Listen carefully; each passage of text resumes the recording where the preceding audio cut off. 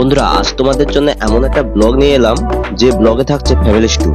আর এই ফ্যামিলি ট্যুরে থাকছে দীঘা, উদয়পুর, মন্দারমণি, শঙ্করপুর, তাজপুর, আর তার সঙ্গে থাকছে দীঘার জগন্নাথ মন্দির। আর তাছাড়া এই ব্লগে আমি কন্টেন্ট ক্রিয়েটার এবং ফ্যামিলির ড্রাইভার, তাই এই ব্লগটা খুব আলাদা হতে চলেছে। বন্ধুরা, টাইম এখন 9:10। এখন আমরা চলে এসেছি দেশপ্রাণ স্টেশনে। আর বন্ধুরা বলে রাখি, এই স্টেশনটি ডিএসপি এন নামে পরিচিত। আর এটি কিসমত বাজকুল এবং পূর্ব মেদিনীপুর জেলার পশ্চিমবঙ্গে অবস্থিত। আর এই স্টেশনে রয়েছে দুটি প্ল্যাটফর্ম এবং এটি তমলুক দীঘা শাখার লাইনে অবস্থিত। আর এর কাছাকাছি রয়েছে ভগবানপুর, বাজকুল, কাজলাগড়, কলাবেড়ে এবং অন্যান্য গ্রাম রয়েছে। আর এই ট্রেনটার নাম্বার রয়েছে 68113। আর মেছড়া টু দীঘা যাত্রা রুটে রয়েছে টোটাল 21টি হল স্টেশন এবং 3 ঘন্টা যাত্রাপথ শেষ করে দীঘা পৌঁছাতে সক্ষম হয়।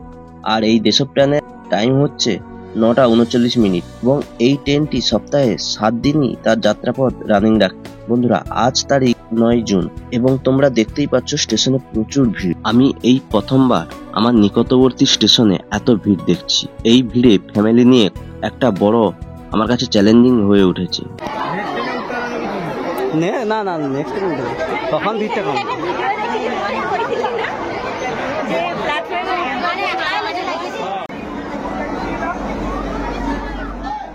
তো বন্ধুরা, ওয়েলকাম টু দীঘা। তো ফাইনালি চলে এসেছি দীঘা। আর ট্রেনে ব্লগটা বানালাম না, তার কারণ প্রচুর ভিড় ছিল।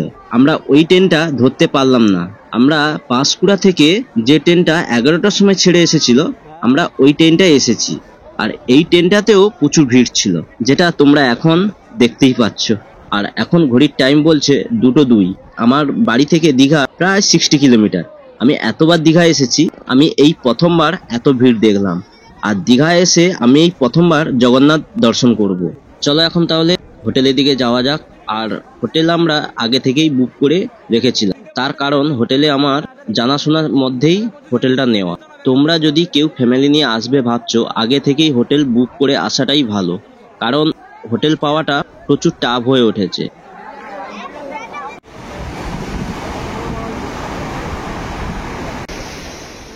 বন্ধুরা, ফাইনালি আমরা নিউ টাউন দীঘার জাহাজবাড়ি সি বিচের কাছে চলে এসেছি। আর আমাদের রুমটা নিউ দীঘার হেলিপ্যাড গ্রাউন্ডের ঠিক উল্টো পাশে।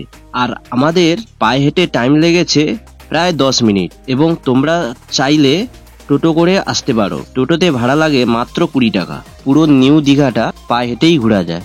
আর বন্ধুরা, দীঘা স্টেশন থেকে জাহাজবাড়ি পায়ে হেঁটে মাত্র 5 থেকে 6 মিনিট টাইম লাগে।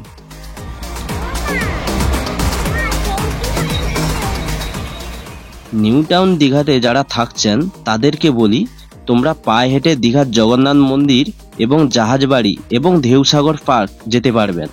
এবং তোমরা যদি ওল্ড দীঘার দিকে যাও তাহলে টোটো হয়ে যেতে হবে, কারণ জাহাজবাড়ি থেকে ওল্ড দীঘার ডিস্টেন্স প্রায় 1.5 থেকে 2 কিলোমিটার পথ অতিক্রম করতে হবে। আর বন্ধুরা, দুপুরের দিকেই অনেকটাই গরম ছিল, তার জন্য রাস্তাঘাটে তেমন একটা মানুষজন ছিল না এবং সি বিচের সাইডে তেমন মানুষ ছিল না।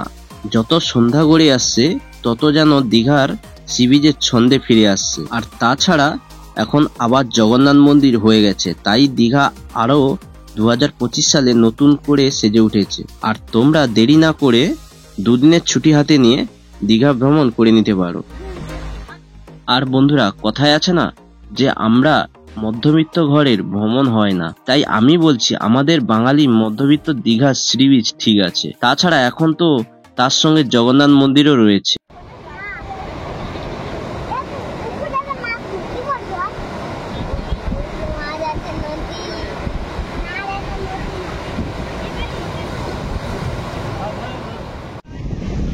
বন্ধুরা, এই হলো ঢেউসাগর পার্ক। আমরা আজ ভেতরে প্রবেশ করব না, কারণ আমরা ট্রেন জার্নি করে এসেছি, তাই খুব তাড়াতাড়ি রুমে যেতে হবে। আর এই ঢেউসাগর পার্কে ঠিক সন্ধ্যার টাইমটা এলে লাইটিং খুব ভালো দেখতে পারবেন, যেটা এখন তোমরা দেখতেই পাচ্ছ। আর তার সঙ্গে রয়েছে প্রচুর দোকানদানি। আর এটা হচ্ছে ঢেউসাগরের পেছনের গেট। আর সামনের গেটটা পড়ে ঠিক মেন রোডের ঠিক একটু ভেতরে। এবং ঢেউসাগরের সামনের গেট থেকে ঠিক 5 মিনিট হাঁটলে সায়েন্স সিটি, আর ওটাও একটা ঘোরার জায়গা। আর ওখানে গেলে অনেক অজানা তথ্য জানতে পারবেন। আর ঘড়ির টাইম এখন প্রায় 9টা। চলো এখন হোটেলের দিকে যাওয়া যাক। বন্ধুরা আমরা ফাইনালি হোটেল ফুড প্লাজাতে এসে গেছি।